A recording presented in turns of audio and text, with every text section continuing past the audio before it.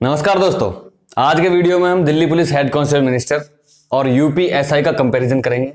हाल तो इस दुनिया में किसी चीज का कंपैरिजन होना नामुमकिन है, क्योंकि हर चीज अपने आप में एक यूनिक होती है। तो ये कह सकते हैं हम इन दोनों के बारे में जानेंगे।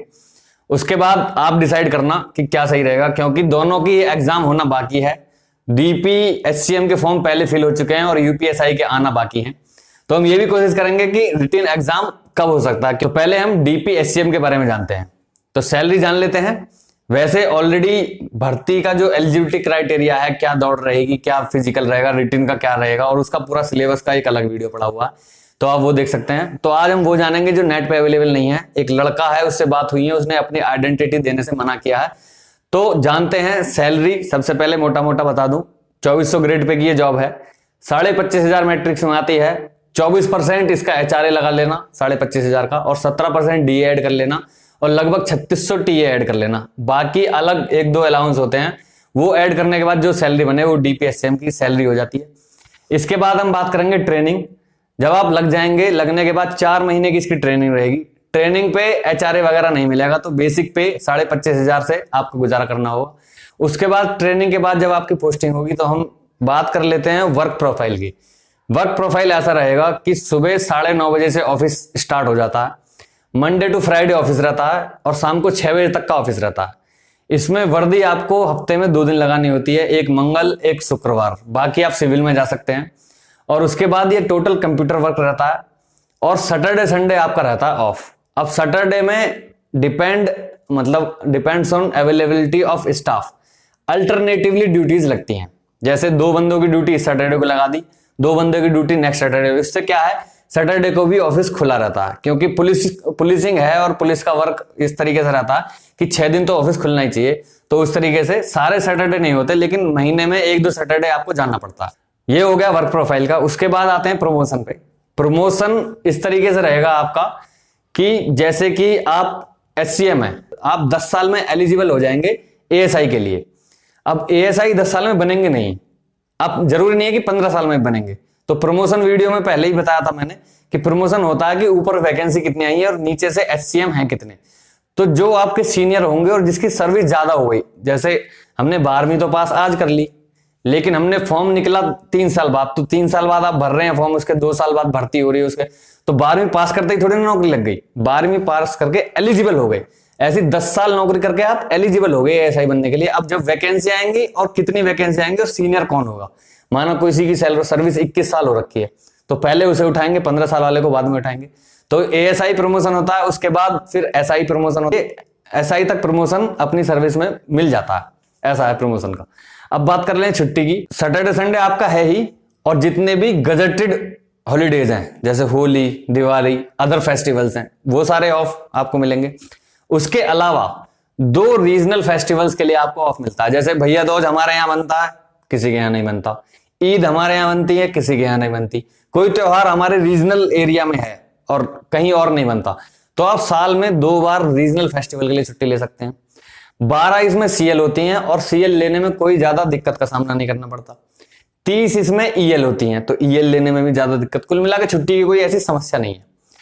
अब आते हैं इसका मेडिकल फैसिलिटीज पे। तो मेडिकल फैसिलिटीज के लिए हॉस्पिटल्स की लिस्ट है इनके पास, तो जो मेडिकल का कार्ड होता है वो इनका बन जाता है, और आप परमिशन लेके हॉस्पिटल में आराम से इलाज करा सकते हैं। तो हॉस्पिटल डायरेक्ट गवर्नमेंट से उसका खर्चा ले लेगा। मेडिकल की सुविधा में कोई दिक्कत नहीं है, अपने और डिपेंडेंट्स की मेडिकल फैसिलिटी आराम से मिलती है। अब बात करते हैं अलग जो वर्दी भत्ता है। वर्दी भत्ता जितना कांस्टेबल को मिलता है वैसे ही इनको मिलता है, साल में एक बार 10,000 का वर्दी भत्ता मिलेगा। अब बात करते हैं, अगर आपको किसी लोकेशन पे कोई प्रॉब्लम आ रही है जॉब करने में, तो आप आराम से हेडक्वार्टर में एप्लीकेशन देके किसी और ऑफिस में अपनी ट्रांसफर करा सकते हैं, मतलब पोस्टिंग करा सकते हैं। तो उसमें भी अगर प्रॉब्लम जेन्युइन है और फैमिली का कुछ ऐसा देख रहे हैं वो, तो आराम से आपको मूव कर देते हैं दूसरे ऑफिस में। तो ऐसी ट्रांसफर में भी कोई समस्या नहीं है। अब इसमें अच्छी बातें क्या हैं, ये सारी तो ये हो गई जो जॉब की बातें हैं। अच्छी बातें हैं कि पुलिस में होने के बावजूद भी पॉलिटिकल फ्री जॉब है, क्योंकि दिल्ली गवर्नमेंट की जॉब है, तो स्टेटहुड ना होने के कारण पॉलिटिकल इन्फ्लुएंस बहुत कम है। अगर कुछ आपको प्रॉब्लम आ रही है तो आप आवाज उठा पा रहे हैं, ये बहुत अच्छी बात है पुलिस में होने के बावजूद। और बाकी सोशल एंड प्रोफेशनल दोनों लाइफ आराम से मैनेज हो जाती हैं, इस तरीके से है। तो अभी इसको यहां रोकते हुए अब चलते हैं यूपीएसआई की तरफ। तो यूपीएसआई सैलरी वीडियो पूरा बना हुआ है, 2020 का 20-21 का बना हुआ है और 18-19 का भी बना हुआ है। तो सैलरी वीडियो में पूरी डिटेल में वहां पे बताया हुआ है, सैलरी वहां से देख लेना। मोटा मोटा बता देता हूं, 4200 ग्रेड पे की ये जॉब है और आपकी लगभग 44,000 के आसपास पहली सैलरी बनती है। 11 महीने की ट्रेनिंग होती है, ट्रेनिंग पे 3500 रुपए महीने मिलते हैं। इसका कोई बाद में एरियर नहीं बनता कि 3500 मिल रहे हैं तो ये सब जुड़ के 11 महीने बाद में आपके अकाउंट में क्रेडिट होगा, नहीं। तो पहली जो सैलरी बननी स्टार्ट होगी 12वें महीने जब आप जॉब पे आ जाएंगे तब से बननी स्टार्ट होगी। तो यूपीएसआई का ऐसा है। छुट्टी के लिए 30 दिन की ईएल है, 30 दिन की सीएल है, जैसा कांस्टेबल में है वैसा ही एसआई में है। लेकिन जिम्मेदारी ज्यादा और मैन पावर कम होने की वजह से अब ये 9,500 की भर्ती हो जाएगी। उसके बाद देखने वाली बात होगी कि मैन पावर कंप्लीट है या तब भी जिम्मेदारी इतनी ही रहेगी। और आजकल जैसा माहौल हो गया उस हिसाब से पुलिस का अवेलेबल होना बहुत जरूरी होने के कारण, खासकर सब इंस्पेक्टर्स का, क्योंकि इन्हीं के कलम के नीचे सारे मैटर्स होते हैं। तो इसलिए छुट्टी की बहुत ज्यादा मारामारी है। या मैं एक लाइन में कह सकूं, 1 जनवरी की सुबह 12 बजे से सब इंस्पेक्टर की ड्यूटी स्टार्ट होती है और 31 दिसंबर की रात 12 बजे खत्म होती है। इसमें आपको 10 दिन की सीएल अगर मिल जाए तो एक बहुत भाग लाख की बात है। वो लेने के लिए भी बहुत ही माथापच्ची करनी पड़ती है, तब 10 दिन की आपको सीएल मिलती है। कोई भी फेस्टिवल, कोई भी संडे, कोई भी मंडे ऑफ नहीं है। वर्किंग आवर्स कोई लिमिटेड नहीं है, जैसे मैंने उधर बोल दिया 9:30 से 6 की जॉब है, तो इधर ये बोलना बहुत ही नामुमकिन है कि कब से कब तक की जॉब है। तो ये जॉब कंटिन्यूअस चलती रहती है, कंटिन्यूअस चलती रहती है। बात रही पावर की, तो पावर अगर कोई काम करेगा, अगर कोई इलीगल काम करेगा तो उसके लिए पुलिस पावरफुल ऑटोमेटिक हो जाती है। कोई भी पद है वो ऑटोमेटिक उसके लिए पावरफुल हो जाएगा। तो ये पावरफुल नहीं कह सकते, आप ये कह सकते हैं कि अपनी ड्यूटी एक्टिव हो जाती है उस टाइम पे जाके, पुलिस की ड्यूटी उस टाइम पे एक्टिवेट हो जाती है। अगर कोई गलत काम नहीं कर रहा तो ऐसा नहीं है कि अगर किसी आदमी की सैलरी आ रही है तो वो 10% हफ्ता पहले थाने में पहुंचा जाएगा। गलत काम कोई नहीं करेगा तो उसको पुलिस से डरने की कोई जरूरत नहीं है। तो पावर की बात ऐसी है, आपराधिक गतिविधि है तो पुलिस पावरफुल है, आपराधिक गतिविधि नहीं है तो पुलिस एज ए सेवक काम करती है। इसमें कोई ज्यादा सोचने की बात ही नहीं बचती है। अब बात कर लें पोस्टिंग की। तो पोस्टिंग में आपको पता है बॉर्डर स्कीम लागू है और कांस्टेबल से भी भारी तरीके से सब इंस्पेक्टर पे बॉर्डर स्कीम लागू है। तो आप ये डिसाइड नहीं कर सकते कि आपकी रेंज है उसकी नजदीकी रेंज में आपको पोस्टिंग मिल जाए, क्योंकि यह पोस्टिंग अपनी मर्जी से कम, शासन के हिसाब से, शासन की मर्जी से ज्यादा होती है। तो पोस्टिंग रिमोट एरियाज में होने का बहुत डर है। पॉलिटिकली बहुत ही लिंक्ड जॉब है ये, बिल्कुल पॉलिटिक्स से डायरेक्ट एक लिंक समझिए आपको सब इंस्पेक्टर की पोस्ट को। तो बहुत ज्यादा इंटरफेरेंस और इन्फ्लुएंस पॉलिटिकल इस जॉब पे रहता है, तो ये एक चैलेंज की बात है। और प्रमोशन का भी, सब इंस्पेक्टर का भी प्रमोशन ऐसा ही रहता है, 10, 16, 26। 10 साल पे एलिजिबल हो जाएंगे इंस्पेक्टर के लिए, 16 साल पे एलिजिबल हो जाएंगे किसके लिए, डीएसपी के लिए, और 26 साल पे एलिजिबल हो जाएंगे एएसपी के लिए।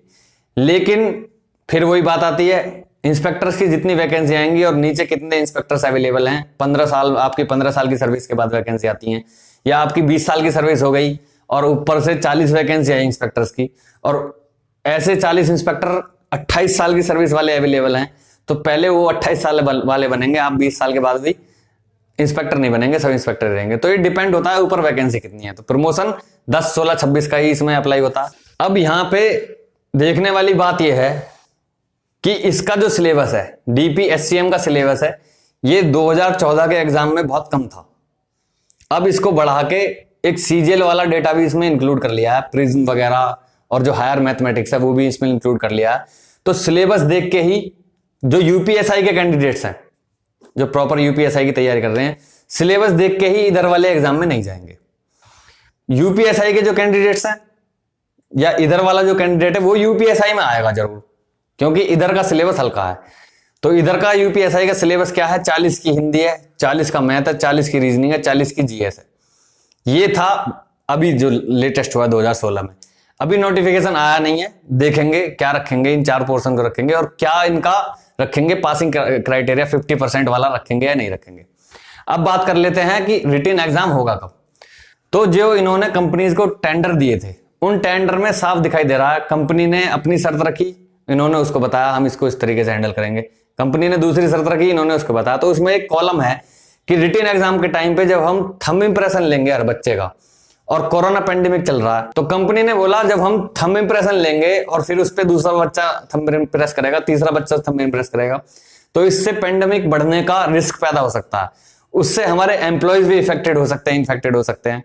और वर्क फ्रॉम होम चल रहा है, तो होम से ही हम डेटा ये सब आपको प्रोवाइड करें तो वो कैसा रहेगा। तो उन्होंने वर्क फ्रॉम होम के लिए तो मना कर दिया, फिजिकली सारा ये कराना पड़ेगा।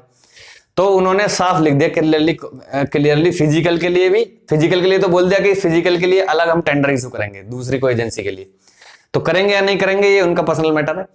लेकिन रिटन के लिए कॉलम में लिखा हुआ है कि रिटन विल बी कंडक्टेड या written would be conducted after corona pandemic. तो कोरोना पे जब कंट्रोल होने का तरीका या इसको स्टॉप करने का तरीका या इसकी कोई रेमेडी जब एक्सेस हो जाएगी, उसके बाद ही रिटन एग्जाम होगा, उसके बाद अदर एक्टिविटीज होंगी। तो यहां से हम कांस्टेबल्स का जो मेडिकल है 49,568 का, उसका भी आइडिया लगा सकते हैं कि मेडिकल कितनी कंडीशंस सुधरने के बाद तब मेडिकल होएगा। अब बात कर लेते हैं कंपटीशन की। तो कंपटीशन को हल्के में मत लेना। सब इंस्पेक्टर की कितनी भी टफ शेड्यूल की, कितनी भी प्रेशर की जॉब है, लेकिन सब इंस्पेक्टर की एक बात होती है और सोशल स्टेटस होता है। चाहे अंदर डिपार्टमेंट में कितना ही वाट लगी क्यों ना पड़ी हो, लेकिन बाहर सोसाइटी में सब इंस्पेक्टर का एक बात होती है कि हाँ लड़का सब इंस्पेक्टर है। तो जितने भी कांस्टेबल हैं 15, 16, 18, 19 बैच के, प्लस अदर डिपार्टमेंट्स में भी बहुत सारे जो सीजीएल के एस्पायरेंट्स थे जो रिमोट एरिया में हैं, जो आरपीएफ में लगे हुए हैं बच्चे, तो जो ऑलरेडी कंपटीशन में सिलेक्टेड बच्चे हैं, बहुत सारी eagles are focusing in this sector. तो जिसकी नहीं लगी है वो तो कंपटीशन है ही है, बाकी जो लगा हुआ वर्क फोर्स है वो पूरा कंपटीशन इसमें धकेल के आएगा। कुल मिला के जिसकी भी एज पड़ सकती है नोटिफिकेशन के अकॉर्डिंग, वो इस फॉर्म को डालेगा। तो कंपटीशन बहुत ही मजेदार रहने वाला है और बहुत ही मजा आएगा इस भर्ती में। तो फुल आनंद लीजिए इन मोमेंट्स का और अपनी इस कंपटीशन की लाइफ को फुल एंजॉय के साथ, कंप्लीट फुलफिलमेंट के साथ जीने की कोशिश करिए। बाकी मेहनत करना, बेस्ट परफॉर्मेंस देना, बेस्ट प्रैक्टिस सेट करके बेस्ट एग्जाम देना हमारा काम है। नंबर आना या ना आना ये तो एक अलग ही गिटार बज रही है, ये उस गिटार को देखना है कि किसका नंबर आएगा किसका नहीं आएगा।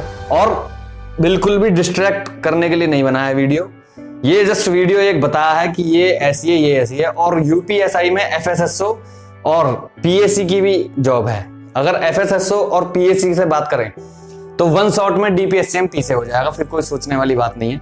एफएसएसओ और पीएससी प्लाटून कमांडर जो होता है उसको आंख बंद करके ज्वाइन कर लेना। थोड़ी सी एसआई में ही बहुत सारी क्राइटेरिया बन जाता है, लेकिन इफेक्ट मत होना, वो भी हल्के में नहीं है नौकरी। आप जिस चीज की तैयारी कर रहे हैं उसको डबल कर दीजिए और मस्त रहिए और एग्जाम दे के आइए। जो मिलेगा, दोनों ही नौकरी अपने आप में बहुत अपनी जगह पे बहुत ही वेट रखती हैं। तो वापस आने के लिए, वीडियो देखने के लिए बहुत बहुत धन्यवाद। सबके लिए ऑल द बेस्ट। और दरोगा बन जाए या डीपीएससीएम बन जाए, 2 पेड़ जरूर लगा देना, वो हमारी फीस होगी। मन करे दे देना फीस, ना मन करे मत देना। बहुत बहुत धन्यवाद दोस्तों, जय हिंद।